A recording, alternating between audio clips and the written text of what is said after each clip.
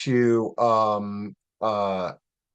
to have a panel of three aging life care managers. And if you're not familiar with the profession of aging life care, you have come to the right place because you are going to learn anything and everything that you need to know about this profession. But also, we're going to get to brainstorm with some of these professionals that are seeing a variety of different clients and situations in their daily work. So these are always a great place to get some perspective that can help you through your aging, through your challenges, whether they be for yourself or for your loved ones. So thank you all for joining us today for this discussion. I'm really excited to dive into it, but before we dive into the discussion, let's get to know the three of you. So I think the order that I'm going is I'm going to start with Mindy, and then we're going to go to Teresa, and then we're going to meet Jennifer. But Mindy, tell us a little bit about your background and the practice that you're a part of. Yes, so my name's Mindy. I am a team director with ElderTree Care Management. We are based out of Northern Virginia. And I started my career as a social worker. Actually started working with children because you wouldn't have been able to tell me that I was going to do anything different until I actually started working with the aging population. Started in a skilled nursing facility as a social worker, transitioned to home health care, and then ultimately ended up at ElderTree in the care management realm. So definitely wasn't what I thought, but I really could not envision myself doing anything else at this point in my life. So, I love it. And I tell you, I've done so many of these discussions, and I can't tell you how many folks in your profession have made the transition from working with children, young adults to older adults. So that's great. Let's see, Teresa, would you like to go next? Sure. Yeah, so my name's Teresa Boring. I'm the Director of Care Management at Aging Well Eldercare, and part owner as well. And I actually got my education also in social work, but I had a specialization my second year, specifically in aging. It was a really tailored program that gave us an extra day of seminar, extra internship, all geared towards aging and disability. And so right out of that, I was able to start doing care management work, and I began working with the same company I work with now. At the time, we were called Deborah Levy Eldercare Associates. Started out as an associate care manager and helped start our Debbie's Angels program and kind of worked my way up. And I've loved every second of it and loved the work that we do in care management. And I feel like I landed my dream job right out of grad school. This kind of work is so holistic and just fantastic for most professionals, but especially for social workers who want to have a big impact. I love it. Okay. And then Jennifer, let's get to know you a little bit better. Yeah, I'm Jennifer Szakaly. I own Caregiving Corner. I'm in the Charlotte, North Carolina area, and Caregiving Corner, let's see, started it 20 years ago, and it was just me in the beginning, and I've grown it to a 21 person team, and yeah, very excited. I went to graduate school for a master's in gerontology, so I knew I was going to work in this space in some capacity, but then kind of stumbled upon the profession of care management, and it just really spoke to me as such a problem solving and rewarding profession to get into. So I've loved every minute of it. It's been great. And I love it. All right. And what's interesting, folks, if this is the first one of these panels that you've tuned into, all three of these practices are what I'd refer to as rather large. They're not one or two person shop, and but there are all different shapes and sizes of aging life care practices. But no, this is great. Well, Jennifer, since I'm talking to you right now, especially for those that may be tuning into this that have never heard of aging life care and their friend told them to tune into this. Tell us a little bit about what profession is. And while you're doing that, I'm going to drop the definition of aginglifecare.org onto the screen as well. Sure. Yeah, so the profession, I think there's a misconception that the profession of care management is new. And it's not. It's really been around since the 80s and actually before. And it's just a small profession. And so our tagline, I think, encapsulates the variety of what we do pretty well. It's that we are the experts in aging well. And so we are the professionals that come alongside an older adult as they are aging, and we identify what their goals are, and we essentially build a plan to help them get from where they are today to whatever their goals for aging are, or as close to that goal as we possibly can. And then we work the plan. We're there with them as things change and as their different things come up with their health or different family dynamics change, and we're able to help people pivot and hopefully stay out of emergency mode and focus on the positive parts of aging, which there are a lot of. I love it. Mindy, Teresa, anything related to the profession that you'd like to share with folks? Yeah, I will actually kind of give credit to my colleague for this analogy, but I'm kind of a visual person. So for me, when I'm speaking with somebody who may not be completely familiar with what aging life care management is, I say, imagine an orchestra, right? You've got lots of different instruments. You've got doctors and caregivers, families, friends, housing options, medications, and we are the conductors. If those all of those pieces aren't working together, it could be extremely chaotic, right? So our goal is to come in, make sure everyone's working together in rhythm with one singular focus of being like quality of life and safety and happiness. So That's I like great. that analogy. Yeah, That's a good one. Teresa, your practice, I know from knowing your team for many years. What's the analogy that you all use? We're like wedding planners for aging well. And so, yeah, it's the analogy of like, everyone that has a wedding, there's similar parts to it and kind of concepts that are the same, but all the details are different. And so while someone who's aging might have, maybe they had a stroke and maybe they had a friend who had a stroke, doesn't mean their situation is going to be exactly the same. They had one part of their aging experience that was similar, and then everything else could be different. And so we're the experts in kind of navigating all those pieces and the differences between the two.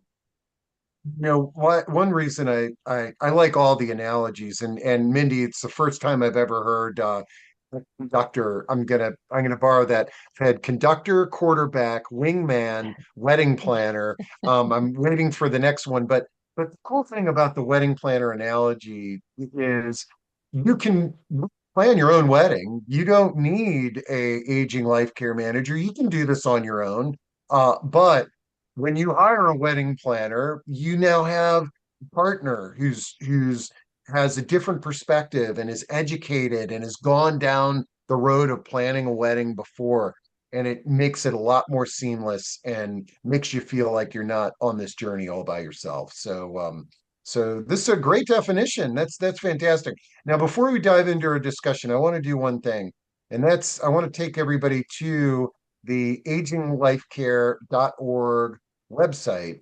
And I want to just give a really quick demo here that illustrates. So today we've got three practices that are based in North Carolina, Maryland, and Virginia and DC. Okay.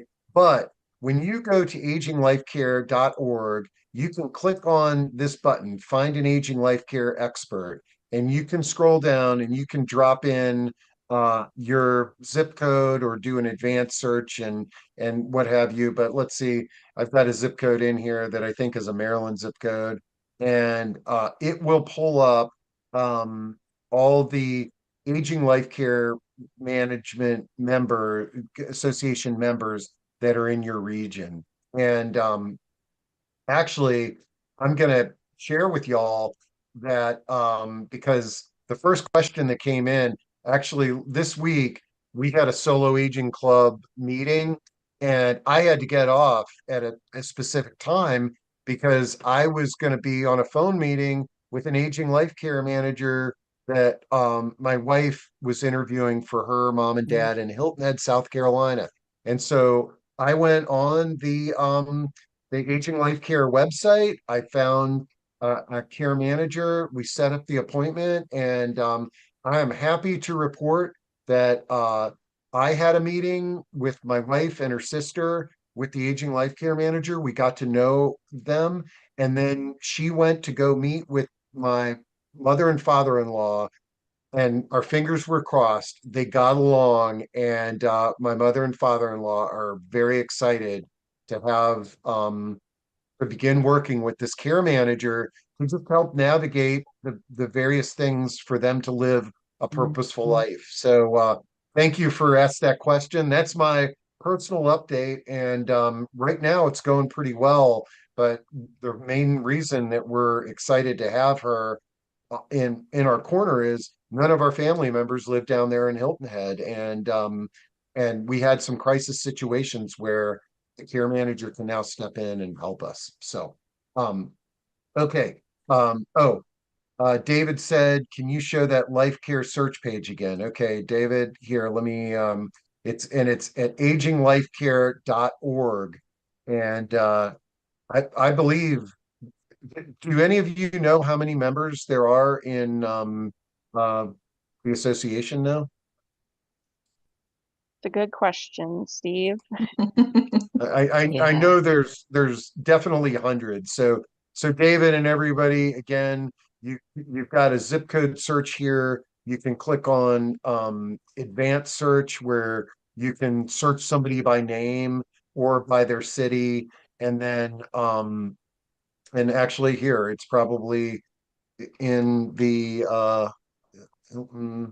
let's see if this works.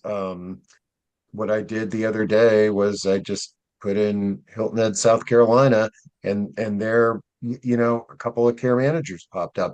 And what you'll see again, folks, is that if you're in a more rural location, you may have less people that pop up. You may need to expand that search. Whereas in a metro location, there may be dozens. Okay. And Um, I believe that there's over 2,000. I think we've held Mhm. steady over 2,000 members for a number of years now. Okay, Yeah. that sounds great. All right. So what we're going to do next is we're going to just go back around our and meet our care managers, and they're just going to share some perspectives, some tips, some case studies, some different ideas for us to think about. And folks, while they're chatting, throw in any questions, comments, observations that you might have, and we'll make sure that we get to those. So I'm gonna go back to you, Mindy.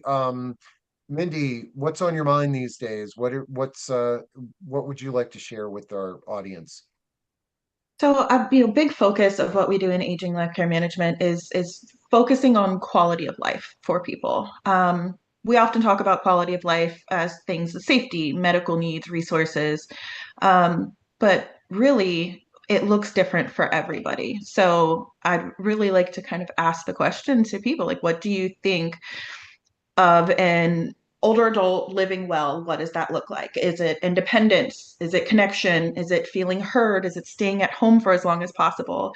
What does that mean? Because every day that is one of our focus when we're dealing with our clients is what does quality of life look like for you, and how can we help support that while also keeping you safe and happy and healthy? I like that. Mindy, hey folks, if you want to participate in this would be great. I'd love to sort of see what folks think. Like, what can you in chat articulate what means quality of life either to you, or if you're tuned in to this discussion today for a family member or a client, what do you think defines quality of life for for folks? The but and while we're waiting for somebody to respond there, Mindy, share with us a little bit about how you go about gathering that information and determining it for your clients. Well, we we get to know our clients on an extremely personal level.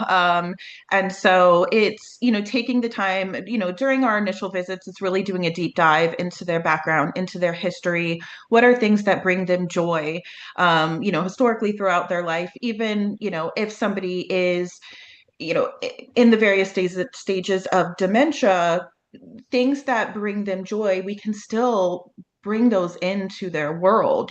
We have art therapists, we have music therapists. So it's really getting to know the clients, what their needs are, what they like, and then trying to build a plan around that.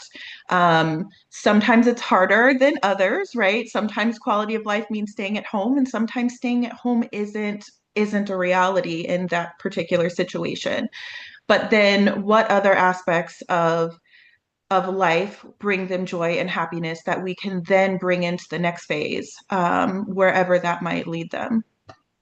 So Irene says, independence is key for my quality of life. When it becomes too much for me, then I want to go someplace to go. I want to go someplace for care. Um, Irene, boy, I really appreciate your open-mindedness to that, because a lot of times it's that that is a roadblock. Uh, Maybe I'll share personally with my mother and father-in-law. My They were hesitant to meet with the aging life care manager, but in our initial conversation, one of the things that I shared with the care manager, that my mother-in-law was a realtor and she loved going to open houses and things like that. And she was like, our care manager, a lot of times we go on little field trips and maybe we go check out some open houses. And so my wife suggested that. And then she said, "Oh, that's nice, but I really would like to get back to my water aerobics class," because she hasn't gone to that. My father-in-law doesn't want to take it to her. And so that was the way for her to have quality of life.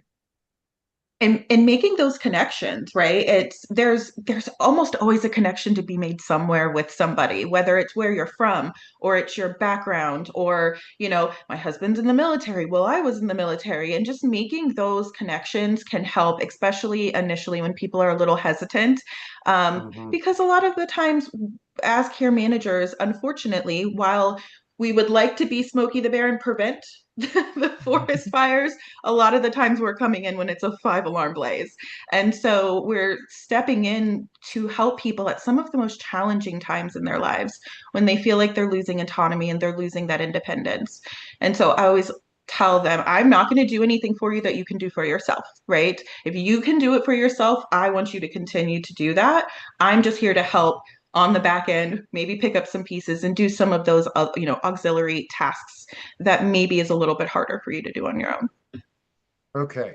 All right. I love this because once we start talking, some really good questions come in. And so we're going to definitely get to Teresa and Jennifer's thoughts, but I'd love all three of you to sort of let's dive down the rabbit hole that Irene opened, because she basically said, "Hey, look, if I'm not independent anymore, I'm open to going to a place where people could care for me." And then Michelle followed up and says, "I would love to know specifically how the organizations help families and their older loved ones find the best fit when it comes to local senior living communities like independent assisted living or memory care." So maybe let's all three of us kind of jump in on this. Is that when a family comes to you thinking that leaving the home is going to be the best option, what are some of the conversations and how do we go about that? Yeah, I'll pick up with that. This is something that kind of builds off of what Mindy was talking about earlier. I think the really intimate information that we have about clients and understanding what their preferences are and how they function and what they're wanting to get out of the rest of the years that they have in front of them really helps us as aging life care managers look at the landscape of available communities. We're clinically looking at their situation to figure out what levels of care they need. And we're also, paying attention to the preferences to see which community is going to be better suited for them, in addition to thinking about their financial situation. Is long-term care insurance a factor? Are they paying privately? Will they need to potentially access state-funded benefits at some point through Medicaid? All of those are variables that we're looking at. I think a really important distinction to make, too, in the search for communities is that aging life care managers are not taking fees from any communities that we place a person at. So I think that's really important. We work for the client who is looking, and so it's our job to tell you everything that we know about the community and to really make a recommendation that's focused on you. We're not getting any fees or kickbacks from the communities at all. So it really does preserve our ability to be very objective and to really focus at one client on a time at a time, and what it is that they're looking for and what we think is going to be the best match. That's great. Teresa and Mindy? Yeah, I would second everything that Jennifer just said. I mean, it seems to always kind of come down to like, what does the person want? But then also, what do they need in terms of care and what can they afford long term and sustainably? So we're really taking a hard look at all of those things, but also, like Jennifer said, getting to know the clients and, really trying to understand like the nuances of them as a person, and also the nuances of the communities that we're aware of, to know like where they might really succeed the best, in comparison to other places that might have big names or lots of advertising or lots of opportunity to kind of woo people on a tour. But we really get to know some of these organizations some of the communities that don't have big budgets, but still provide fantastic care and have done so consistently for decades. Yeah, I mean, I agree with everything that's already been stated. We're in these communities with our clients, and so we really kind of understand the nuances of each of the communities, what they offer. Is the client a little more introverted? Do they need a quieter setting? Do they need an 8-bed? I mean, we're able to really look at the person and what they need, but also with our kind of intimate knowledge of these communities, be able to make suggestions that we really feel are going to be the best fit, and provide longevity. Because the one thing we don't want is, to move and then move again because it wasn't the right fit. Yeah, and let me add a couple of things here to for Michelle, or yeah, for Michelle. It sounds like you're in the middle of this. Couple of things to think about. Hiring a care manager is awesome. Okay. The other thing is, when you're looking at these communities, it's really easy to get starstruck by the beautiful buildings and all the things like that. But try to focus on connecting your loved one to some other residents that they may have something in common with. Many times that can be a game changer, because if mom's resistant going to a place like this, but she's all alone at home, and now you see she's got a buddy that likes to collect Beanie Babies too. That can open her eyes up. And on that note, I've been helping a friend of the family who's solo, who had to spend some time in assisted living.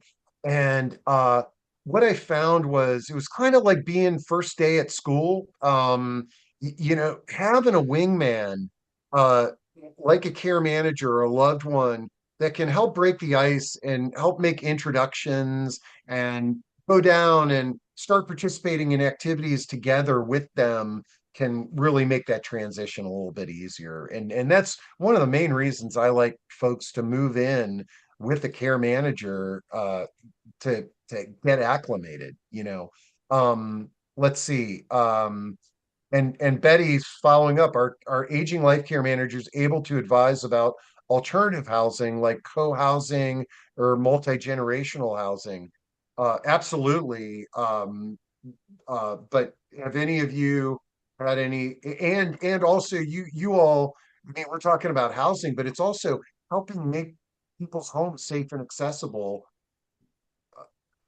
Yeah. Yeah, I'll go for it. I would say we're probably all about to say the same thing, that in the same context of moving to a community where you're kind of looking at like the social aspect, the care aspect, and the financial aspect, we do the same thing when looking at someone's home and whether, modifications to the home would be needed. We can help get them connected to contractors if big modifications are needed, or smaller handymen if they need just little things. But then also talking through, like, as someone's aging progresses and they're needing more help, how much can the family really do? And if they need to hire care, what will that look like financially? Because the cost of hiring a caregiver can, in some regions, be exorbitant. So again, just kind of looking at the sustainability of what families are about to partake in, or individuals are about to partake in, is a big part of what we're looking at. But definitely we do that quite a bit. All right. Okay, we've got lots of Teresa. I know you've got some things that you want to share, but I love making our customers satisfied here and addressing comments as they come in if possible. But it also sends us down. So let's see. Oh, Michelle works in a community and she's really uh or Melinda works in a community and she loves having care managers attached to the clients when they come in. And folks, if you're working with a community and you feel like well, why are you working with an aging life care manager?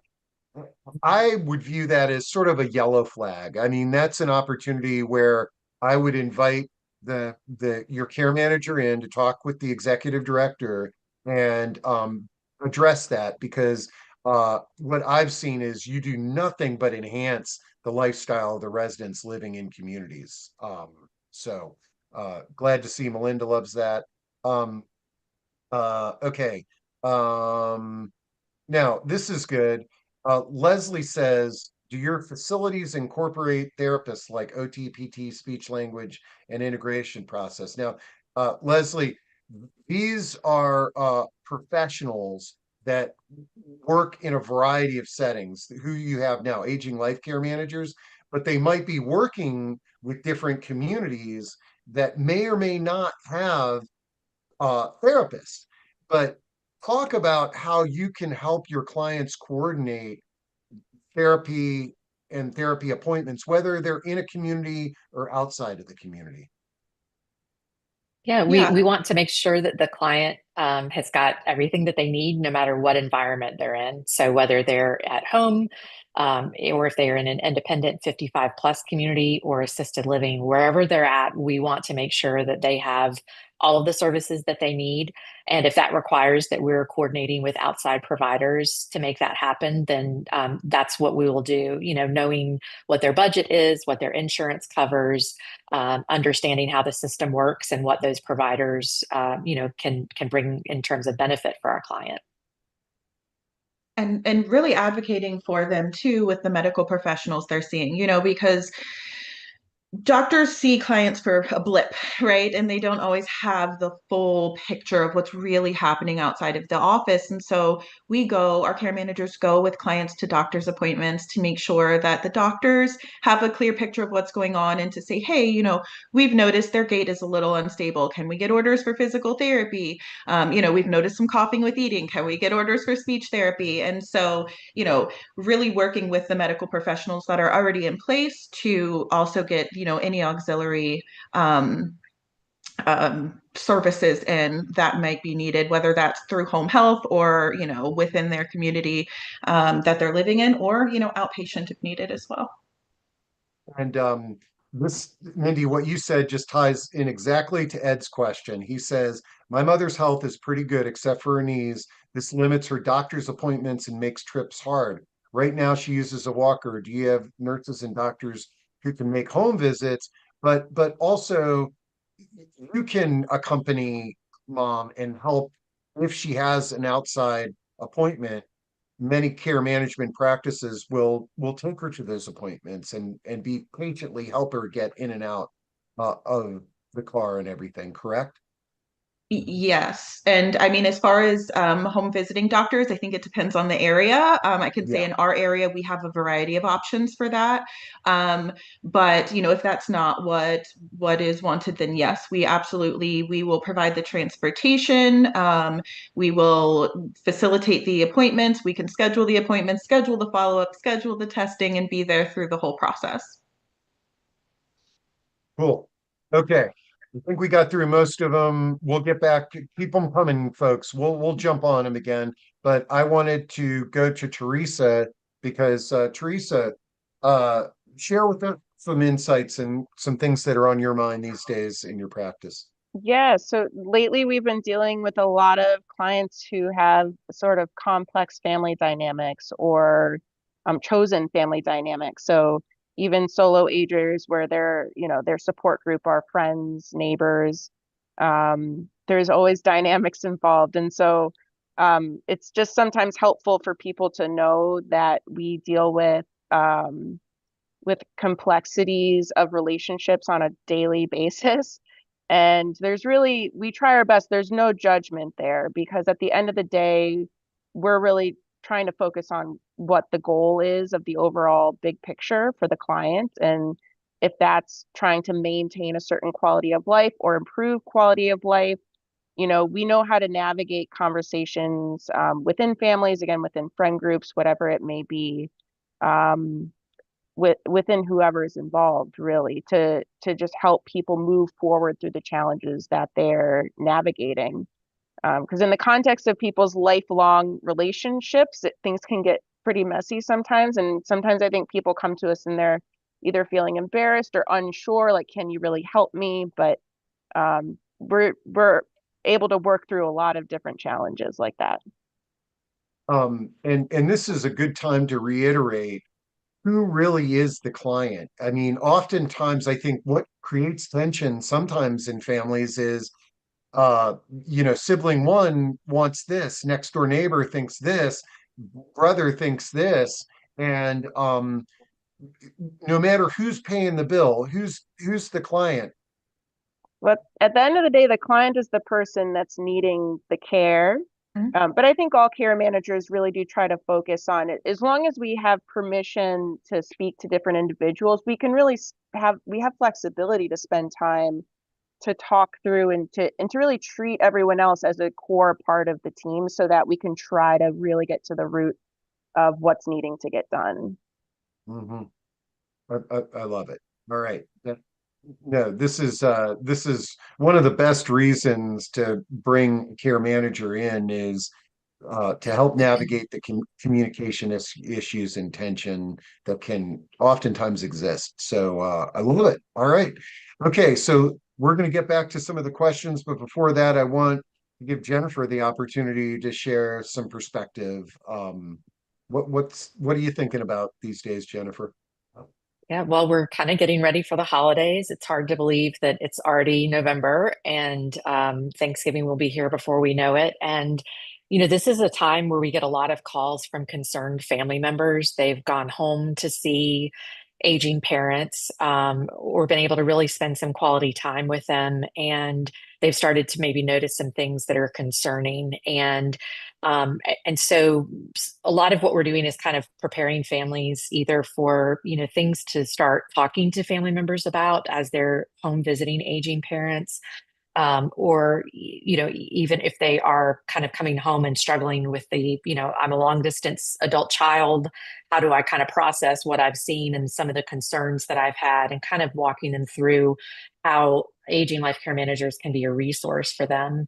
I'm going to kind of also flip that in reverse and say that for the older adult, the holidays are also a great time to talk to family members about what your goals for aging are.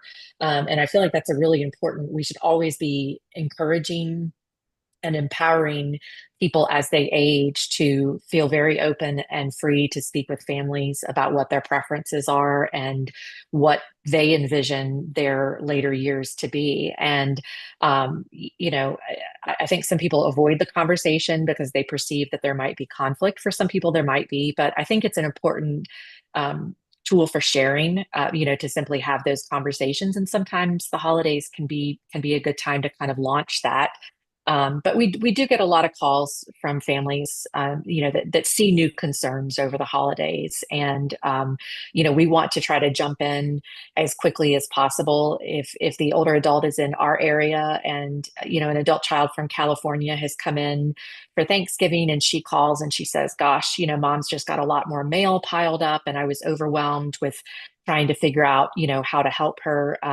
We like those calls because that's early, that's before, like Mindy was talking about, that's before it's a 3 alarm fire. And so we want to get in and plug in those resources as soon as family sees that things are beginning to change, instead of waiting until it's an emergency.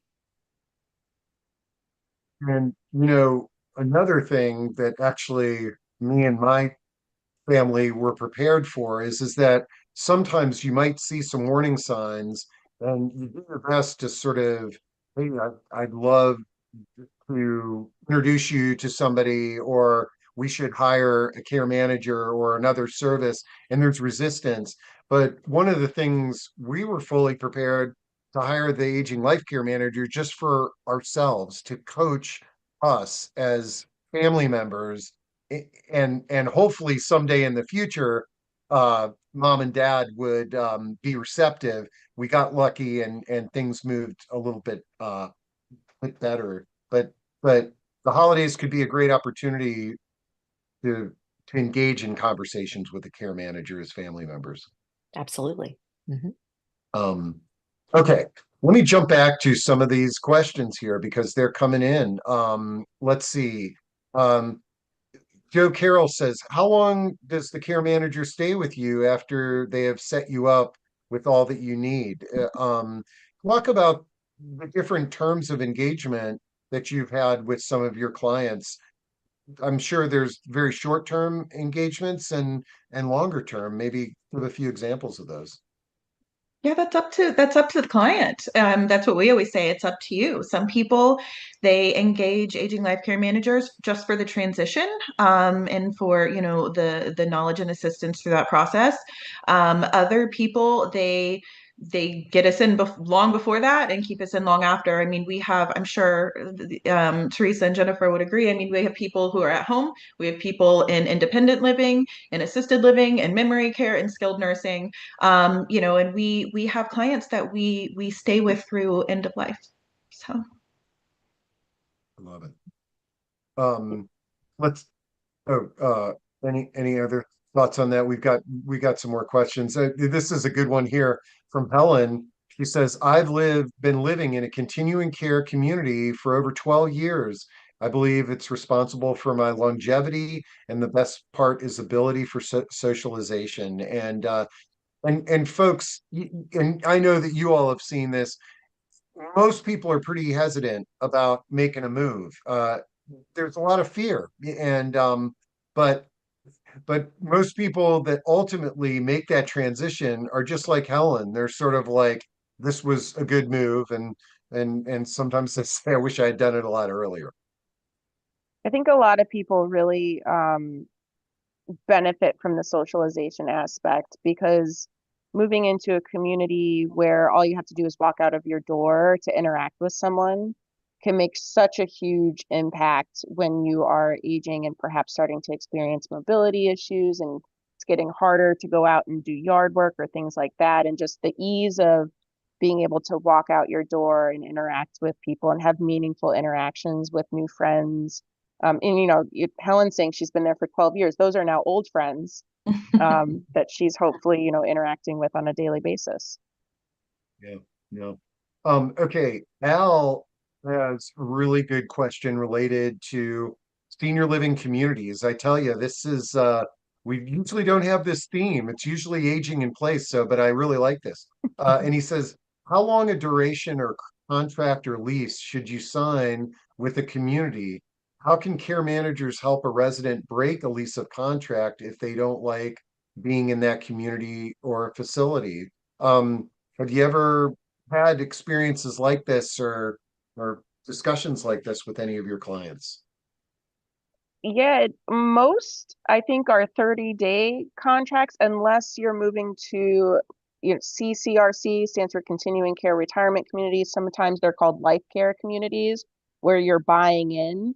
It's kind of a different beast, but for the most part, we see for the most part 30-day requirements to let someone know that you're needing to move out. And then, of course, at least in our area, we're in the DC metro area, there are kind of laws around if someone has a medical need and needs to move for that reason, you can break any longer standing lease. But again, if you've bought in to a continuing care retirement community, then there's other obligations related to the contract you've signed that you should be aware of.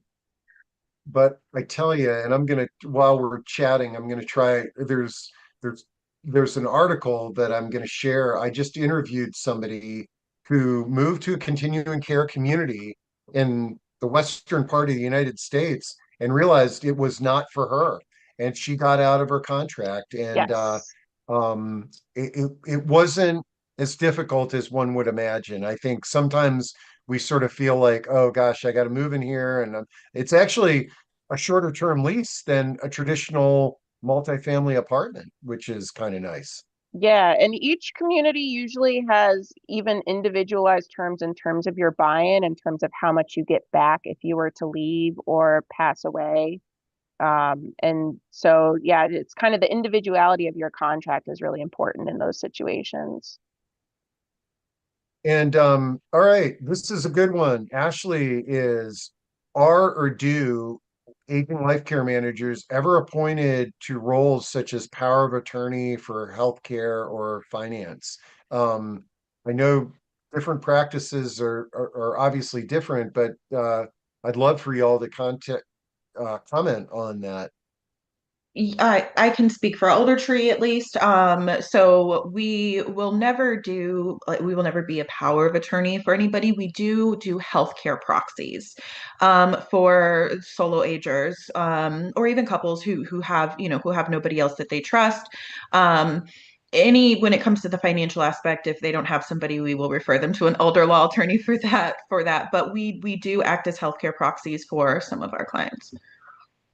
Yeah, it's important that everyone know that the Aging Life Care Association has a pretty strong code of ethics and standards of practice that we abide by. So people that are members of our organization are actually not supposed to be serving as financial power of attorney or ever be in possession of client funds for any reason. But yeah, it's on a case by case basis or practice to practice whether or not any given business owner decides to serve as healthcare power of attorney. In our company, we serve as healthcare power of attorney, and we also can be appointed through the court system as guardian of the person for some individuals, which is a similar role. And we're in a very similar situation as Jennifer and Mindy here, that as long as someone has gone through our intake process and talked with a member of our leadership team, and we've all agreed that we're going to work with them to be their healthcare agent, we can work with their attorney to be named in their documents. We have a kind of newer formalized process for that to just make sure that it long standing and sustainably will be something that we will be able to continue to help them with down, decades to come. Because some of the people that come to us for this are much younger. And the other thing that's, I think, helpful to know is that for the financial piece, which again, we can't do, which Jennifer just said, I think all care managers have a lot of relationships with attorneys or other individuals that can serve that role. So we can give referrals for services that do that. And then in Maryland, in particular, there's kind of this different landscape for guardianship. And so there's really not a need for care managers in our area to become guardians in any way, but we work with a lot of attorneys who become court appointed guardians or have taken that role on. We also Yeah, can, I think it's important to say, we can often work with someone who maybe is a reluctant POA. So maybe they have been named and they don't really want to be doing the boots on the ground stuff. We can, at their direction, be doing the boots on the ground work, reporting back to them. And at the end of the day, they are making the decisions, which is their role, but they're not having to be involved in the day-to-day stuff. A care manager can serve that role.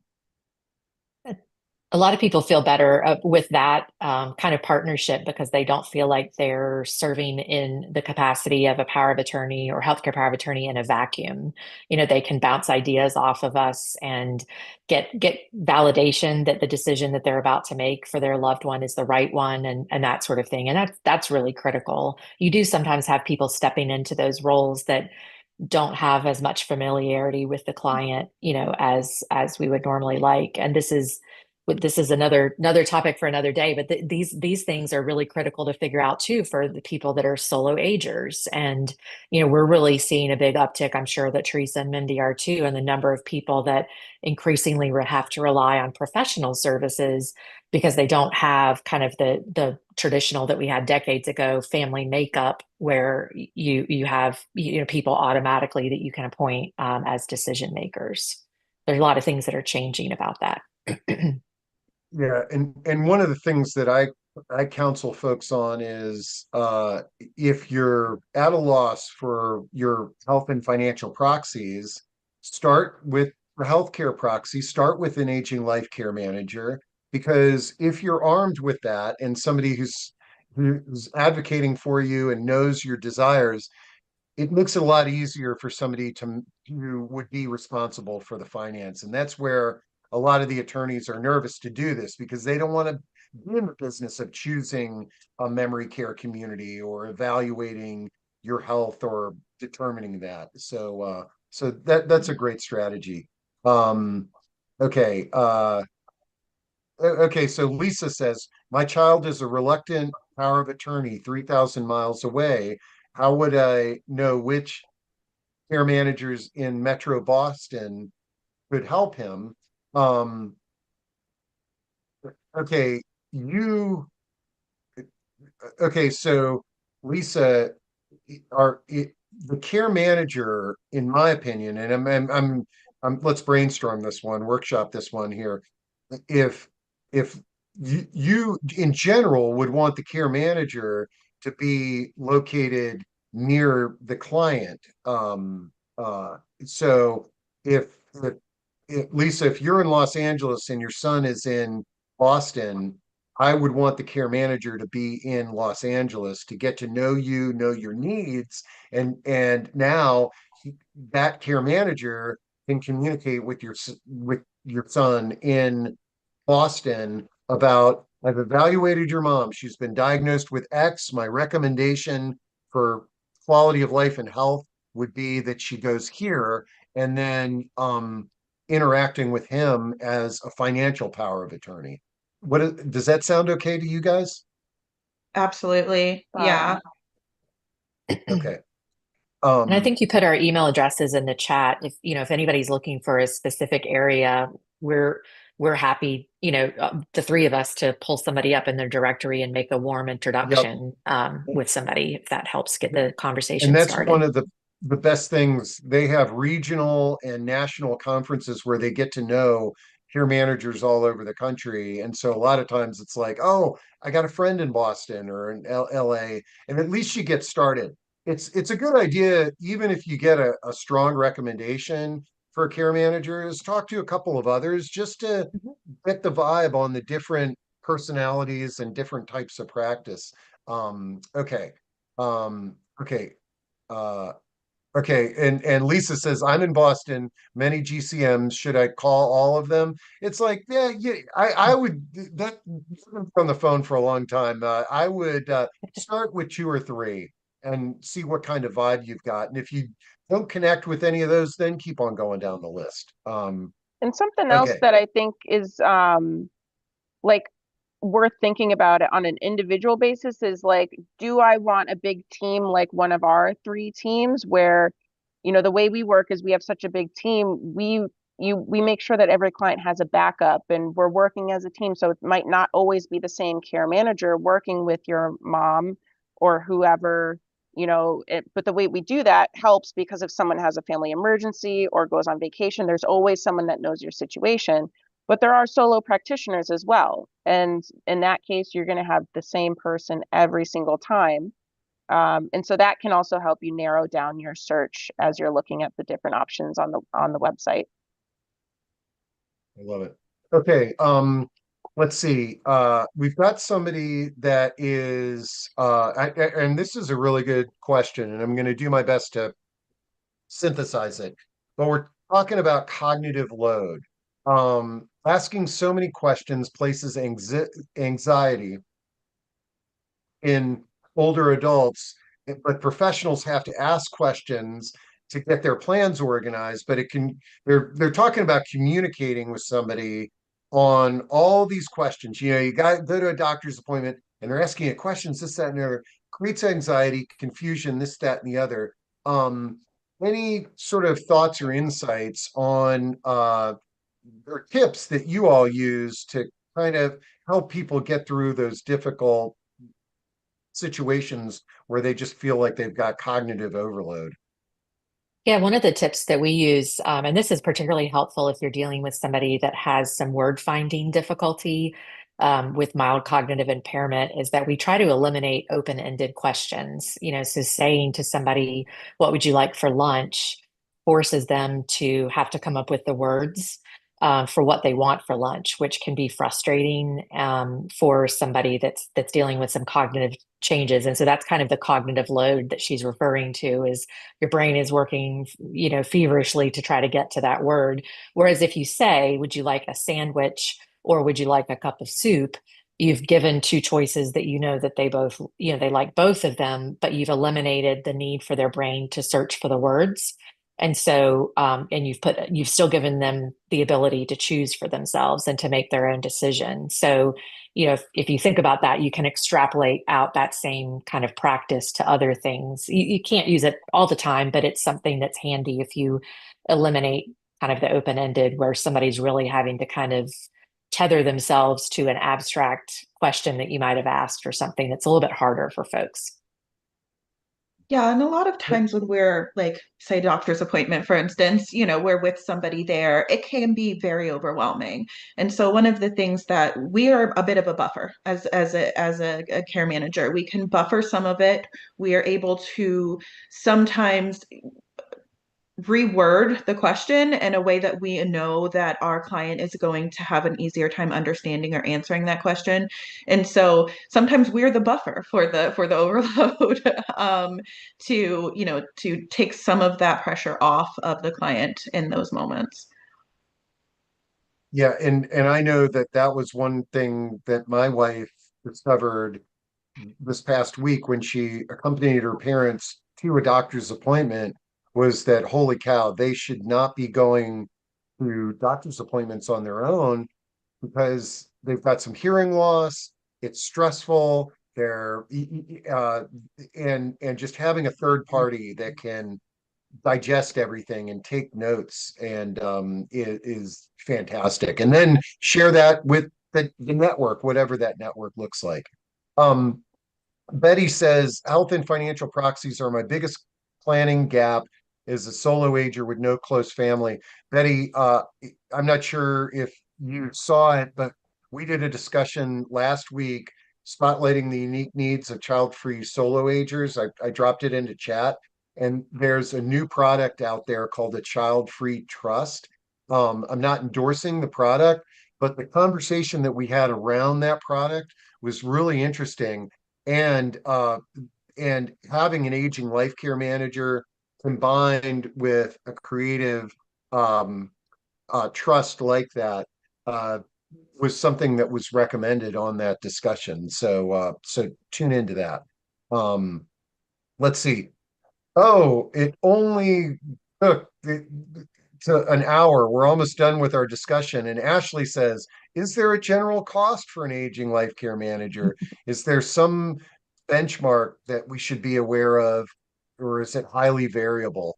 Um, I've heard this answered a million different ways. If any of y'all would like to answer Ashley's question about cost. I'm happy to take it on. And so regionally, there are some pretty big differences. So, in like the DC metro area, it's likely higher. New York City, for example, is even higher. Other places likely lower, but we all bill on an hourly basis. And so like generally, I think I could say the range within like the nation is probably between 150 to $250 an hour. And again, depends on the region, depends on the company. But because of the way we're structured, we're able to do things in a way that kind of fits family budgetary needs. So if a 1 hour consult would be best, we can really zero in on a lot of topics in that 1 hour, knock a bunch of things out, give you recommendations, and you can kind of go forth with those recommendations and put them in place. Sometimes at that point, families will decide to hire us because they decide that it's worth the ongoing money and expense to have the extra support to implement some of those recommendations.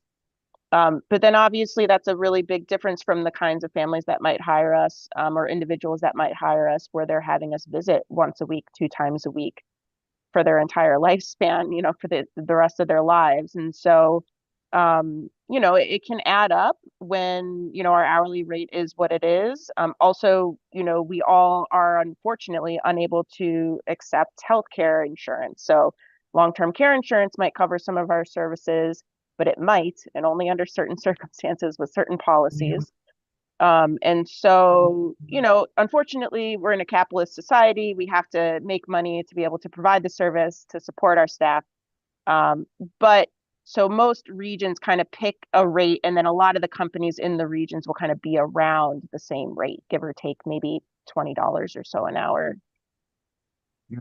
And there's some innovative programs, like in Fairfax County, Virginia, there's a program called ElderLink that is a care management plan run by the government. And so in all regions, contact your area agency on aging if you are helping somebody that might have limited income or might qualify for subsidies, and you might get lucky in that there's some care management there.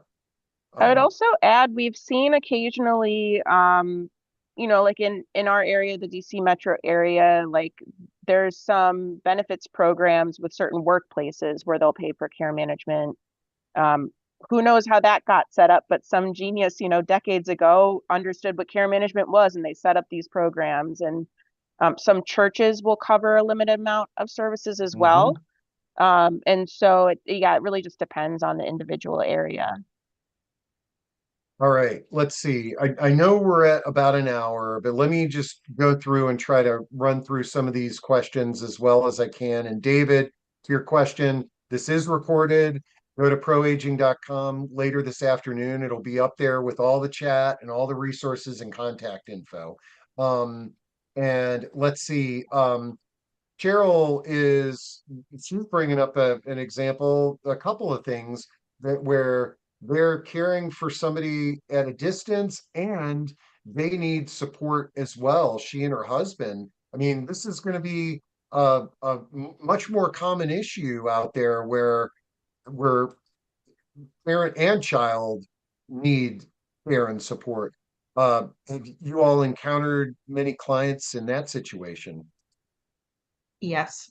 It was for the easy, simple answer. Yes. We sometimes will have even a partner, a spouse, who will get our assistance for their spouse, and then later on engage us for themselves. And then we have some clients who we may have worked or are still working with their mother or father, and now are also assisting them through wherever they are in their journey. Okay. And then there's a question on how to plan and budget for care managers. What I would say to that, because I've hosted so many of these discussions, is the first thing to do is you don't have to pay anything for the initial consultation. So take the time and call 2 or 3. If you connect with one, then sit down and talk about what your goals are, what you think your needs are. And what I've found is that most aging life practices are very creative. Is that if somebody's on a limited budget, it might be that they're coaching you more than actually doing something with you. Whereas if you really want one-on-one support, you kind of set, okay, I can afford this many hours, and this is what we're going to stick to and see how it works. Does that sound good to y'all? Yeah.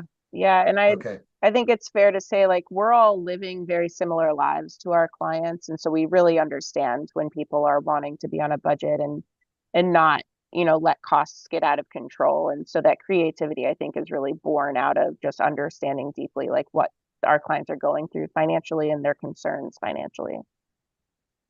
And okay, why don't we make Al's question the last one, and then folks, we don't have one of these scheduled for December, but next year we'll probably have them monthly again. But Al is talking about major considerations for choosing a care manager. It seems like there should be an accreditation, a rating system like Medicare. Well, Al, the first thing is all care managers, people that are the only people that can call themselves are aging life care members, are members of the Aging Life Care Association. And there's a certification and professional conduct that goes along with that, which I'm going to drop that into chat. Um, and anything that you'd all like to add? Al, I've also got an article that we have on questions that you could ask when you're interviewing care managers. I'll drop that into chat too. But any thoughts on the ratings, certifications, and all that you'd like to share? Yeah, no, I think that is the best advice is to be sure that you're using a member of the Aging Life Care Association. We've gone through an application process. We are certified. You can see what has been required of us, to get through different levels of membership. And we have a very strong code of ethics and standards of practice for a reason. It's our, professional code of conduct, and it separates us really from a lot of the other, professions that are out there in the industry. So that's the best resources to make sure you're always using someone who's a member. Yeah, and I think the biggest confusion, and Jennifer sort of alluded to this, that there may be professionals that are out there that sound like they're doing what an aging life care manager is doing, but um, they're they're not part of the association, and perhaps the way that they're being compensated is a little bit different, being compensated on the end of the providers, as opposed to you are paying them to make objective decisions for you. So, Exactly. all right. Whew, I'm wiped out. This was a great discussion. I all three of you are tremendous resources, but I'm always in awe of the questions that come in from our community. They really fuel some interesting dialogue. So Absolutely. Thank uh you. This has been great.